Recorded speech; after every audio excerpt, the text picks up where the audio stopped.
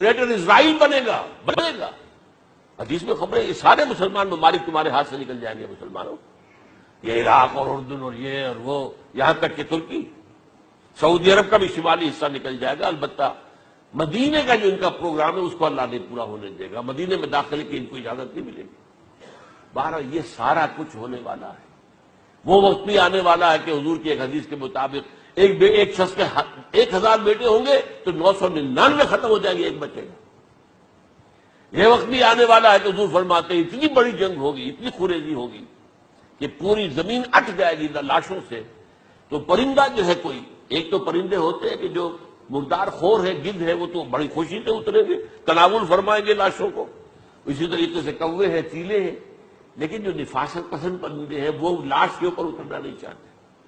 تو ایک پرندہ اڑتا چلا جائے گا، اسے کہیں زمین پر اترنے کی جگہ نہیں ملے گی، لاشیں لاشیں ہوں گی. یہاں تک کہ وہ تھک ہار کر اس کی جو ہے پر جواب دے جائیں گے، گرے گا تو لاش پر گرے گا.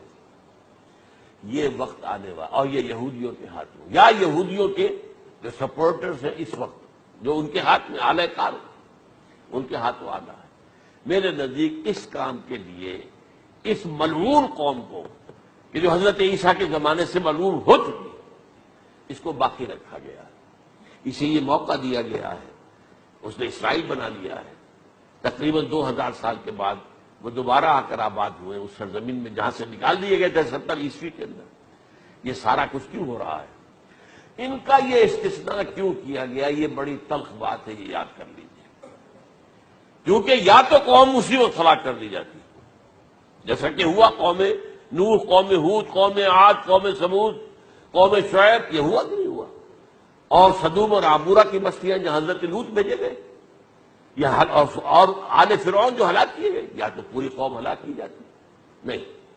یہ یوں سمجھیے کہ اس پورے معاملے کو درمیان میں سے ایک وقفہ دے دیا گیا، حضرت عیسیٰ کو اٹھا لیا گیا اور حضرت عیسیٰ دوبارہ آئیں گے. یہ کیوں کیا گیا؟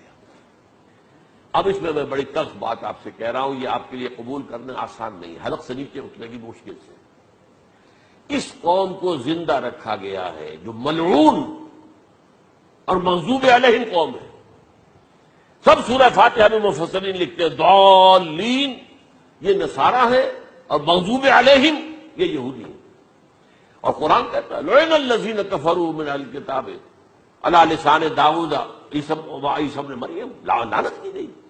ایک ملعون اور مغضوب قوم کے ہاتھوں آخری امت محمد اور اس کا بھی بہترین حصہ، اس پر عذاب ان کے ہاتھوں آئے گا. اربوں پر عذاب یہودیوں کے ہاتھوں، اس لیے ان کو بچایا گیا.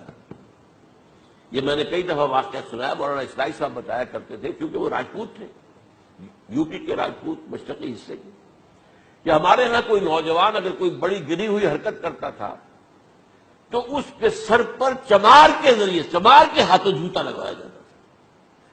اگر راجپوت کے سر پر راجپوت کا جوتا گرا تو چلو تکلیف تو ہوئی، لیکن یہ کہ راجپوت کا جوتا گرا ہے نا، پڑا ہے. لیکن راجپوت کے سر پر چمار کا جوتا، جس کو آپ انگریزی میں کہتے ہیں to add insult to injury, تو تکلیف بھی ہے جوتا کھانے کی اور انسلٹ ہے کہ چمار مار رہا. یہ امت سب سے خیر امت ہے، کنتم خیر امت اخرجت للناس. اس کے لیے عذاب بھی بدترین آئے گا.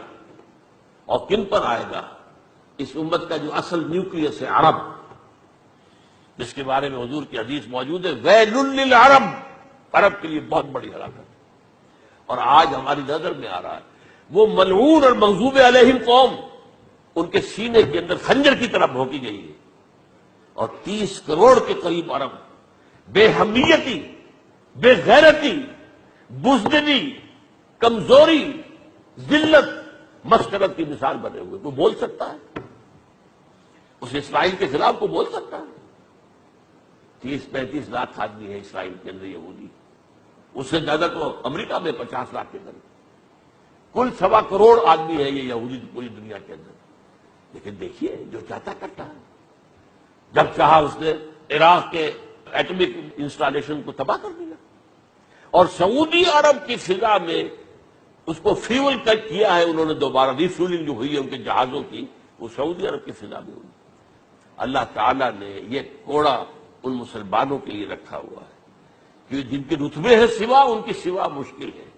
جتنا اونچا مقام اللہ نے دیا عربوں کو، ان میں حضور کو اٹھایا، ان کی زبان میں اپنا آخری کلام نازل کیا، تو ان کی ذمہ داری بھی بہت ہے۔ جن کے رتبے ہیں سوا، ان کی سوا مشکل ہے۔ یہ ہے میرے نزدیک، واللہ اعلم۔